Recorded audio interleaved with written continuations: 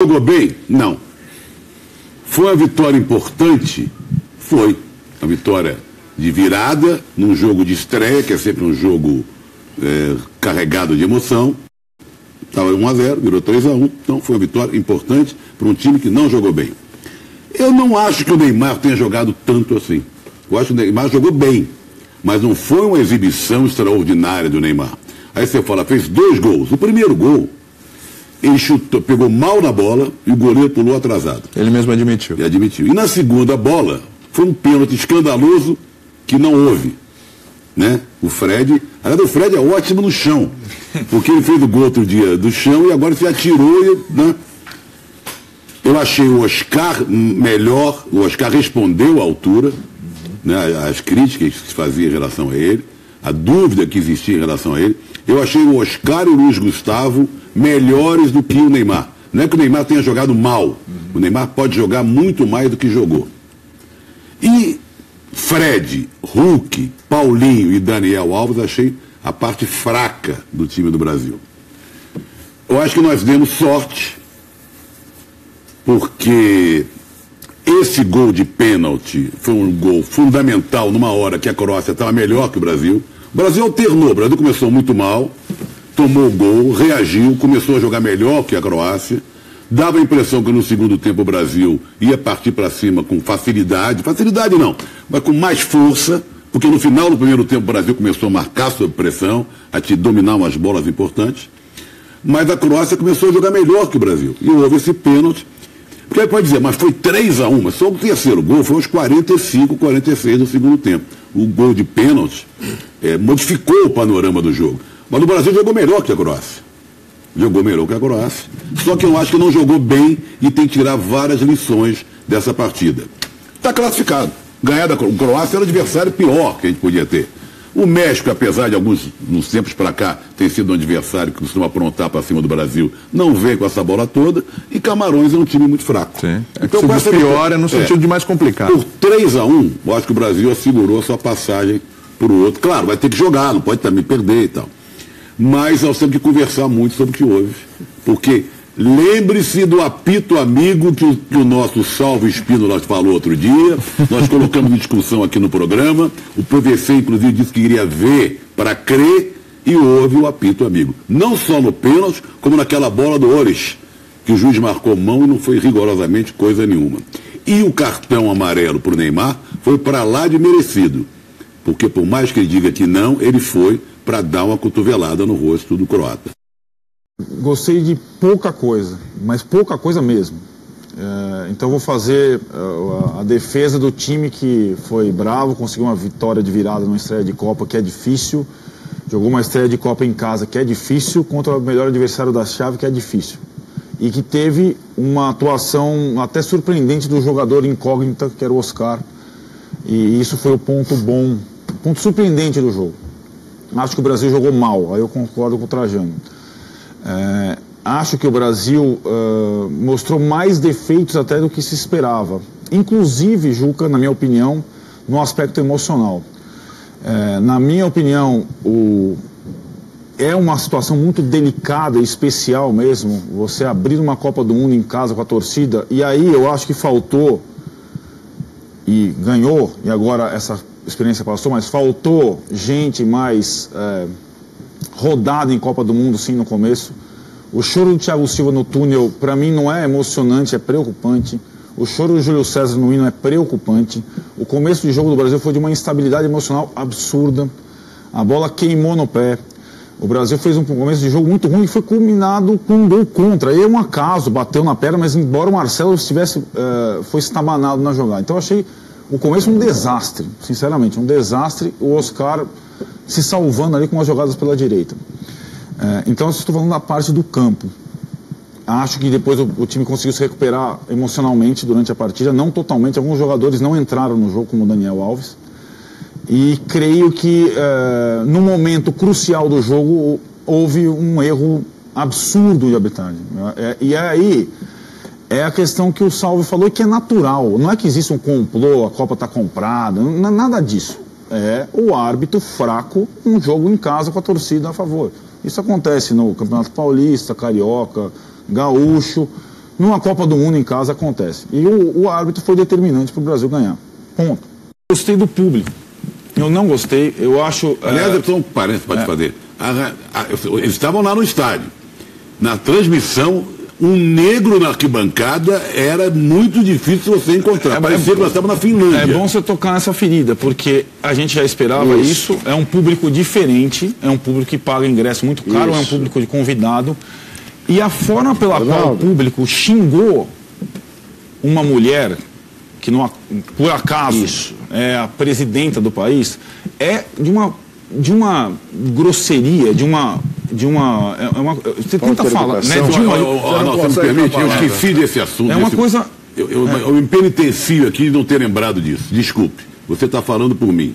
Foi de uma má educação, numa grosseria terrível. Eu esqueci desse detalhe, me penitencio e peço desculpa. Experimenta tentar xingar uma mulher... Sim.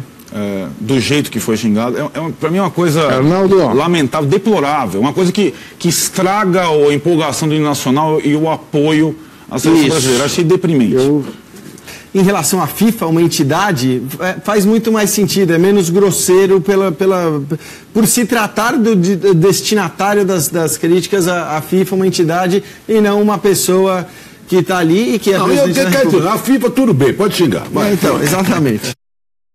Vamos então com a tela, as notas, jogador por jogador, que entraram em campo nessa estreia da Seleção Brasileira. Vamos lá. Aqui, pimba. Aí, vamos nessa. Tá. Júlio César teve média 6,25, a maior nota do seu Juca Kfouri. Me arrependi um pouco, trazendo puxou a orelha, acho que o 6 estava bom. Não, acho que 5,5 ele fez boa defesa do... eu acho que ela foi bem rigoroso. Ele fez aquela defesa que poderia ser o 2-2 no segundo tempo. É que no último, no amistoso, ele foi Pacheco, então agora ele está rigoroso. Você viu? O Daniel Alves, inclusive, pro Juca, nota 3, hein, Juca, pro Daniel Alves. Média de... Eu achei ele abaixo da crítica. Foi, também achei. Jogou mal. A melhor nota é 5, a média 4. Não combinamos que vai arredondar, né? Vamos para 4,5 aí, né? Vamos lá. Thiago Silva teve média 6, vai, arredondando. Foi por aí. O Juca foi o mais empolgado com o Thiago Silva. O Juca tá chegando alguma facção de torcida, xirrida, não sei o que acontece. Veja aí que a maior nota de novo é pro Juca, do Juca. Pro Davi Luiz, 7,5. Teve média aí. O Thiago Silva tem que jogar por ele e pelo Daniel Alves, né? Muitas vezes lado direito, então. Você vê que as notas mais baixas para os laterais, por enquanto, né? E o Daniel Alves pior que o Marcelo, apesar do Marcelo ter feito gol. O cara faz um gol contra, ele é melhor que o outro lateral. E pior é que faz sentido mesmo. Gustavo, esse foi bem. Gustavo teve 6,5. Esse é o motorzinho, né? Faz bem o trabalho sujo. Paulinho, média 5, redonda. Muita gente dando abaixo de 5, hein? 4,5 deu o Arnaldo, 4,5 deu o Trajano. O Juca foi no 5,5. Até quando a nota é baixa, do Juca é maior. Até com o tom danado. Hernanes, teve média 6 aí, né? Foi melhor, né? No tempo que jogou foi melhor que o Paulinho. Trajano continua um pouco irritado com... Ah, não. Tá mais irritado com o Paulinho do que com o Hernanes. Vamos lá. Oscar. Aí eu vou arredondar pra baixo, hein? 7,5. Não vou jogar pra 8, não, hein? 7,5. O Juca deu 8,5 para o Oscar. Jogando na loteria, uma cena. O Oscar participou dos 3 gols. Não é por causa do Oscar, ele deu o primeiro gol pro Neymar. É por causa dos outros. Ele deu o passe pro Fred encenar o pênalti. Fez o 3º gol. O moleque tava sob suspeita. Jogou uma... Que vocês querem o quê? Vocês são muito ranhetas, muito ranzinzas. Olha o Hulk. Tá o Hulk também jogou bem. O Hulk não jogou bem, acho que faz todo sentido aí, ó. Correu que nem um desesperado, não adiantou nada. Só. Bernard, alegria nas pernas. Alegria nas pernas. 6 pra ele, né? Sem nota, Trajano? Sem nota, eu achei que jogou pouco tempo.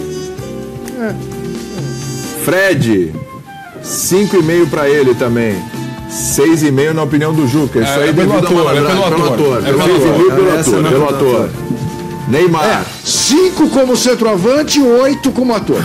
Muito bem. Média 6,5. Neymar, eu fui com você, viu, Juca? 8 pra ele. Só que todo mundo ficou ali no 7,5, então faz sentido 7,6. A média foi 7,58 do Oscar, né? Então o Neymar ficou um pouquinho, no critério de desempate ficou a pouco. O Ramírez eu só dei nota, eu também ia dar 100 nota, pelo desarme que ele fez no terceiro gol. Eu fui coagido a isso. Eu fiquei injusto. Eu também fui coagido a fazer essa denúncia também, porque eu tinha dado 100 nota. Achou muito pouco tempo. Ainda queriam que eu desse um 6,5. Mas é um lance decisivo, é um lance decisivo, né? Ô PVC, por que o Filipão fica sem nota, hein? Ah, eu esqueci de dar nota. De novo, Filipão.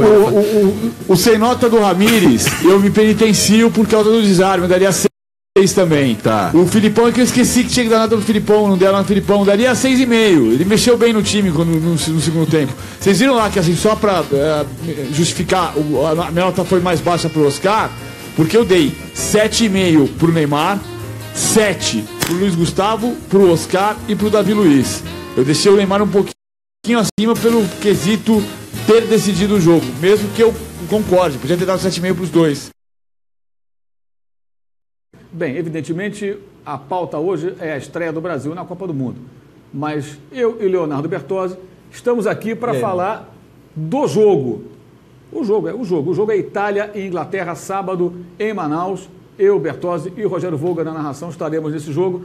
Léo, fala um pouquinho da Itália, como é que está se preparando para o jogo. Daqui a pouquinho eu falo da Inglaterra. Uma Itália, Mauro, que nesse momento tem dificuldades defensivas, né? Por incrível que pareça, é um time que tem deixado muita insegurança nos amistosos de preparação contra o Fluminense. A gente viu, embora fosse uma defesa reserva, o time todo, como a Itália tem tido dificuldades nesse aspecto. A gente sabe que a Itália, quando não tem uma defesa forte, o torcedor até confia menos. E na Itália, para variar, o clima é de muito ceticismo com relação à seleção. Como é que está o Super Mario? Dizem que o Inzaghi, o novo técnico do Milan, não é muito fã do estilão do Balotelli, né? Até porque eles são antítese completa um do outro, né? Mas eu acho que ele não mexe antes. Eu acho que ele começa com o Balotelli. E aí tem aquela história de quem pode ser o esquilate da vez, né? Aquele cara que é a segunda, terceira opção de ataque, entra no jogo, faz o gol e aí ganha espaço. Então o Prandelli nessa semana falou até do Fábio Grosso, que é um grande exemplo disso. Ou seja, ele tem dito que cada um dos 23 pode ser importante de alguma maneira. Essa é a filosofia que ele tenta adotar na Itália. Na Inglaterra, a dificuldade tem sido o ataque, né? O time não tem criado muitas situações, foi assim nos últimos amistosos, e para isso vai precisar de jogadores mais inspirados nesse confronto de estreia na Copa do Mundo. E um dos jogadores que atuou do meio para frente, Danny Welbeck, passou a ser uma dúvida por conta de uma dor na coxa, que o afastou inclusive do treinamento na véspera da viagem para Manaus.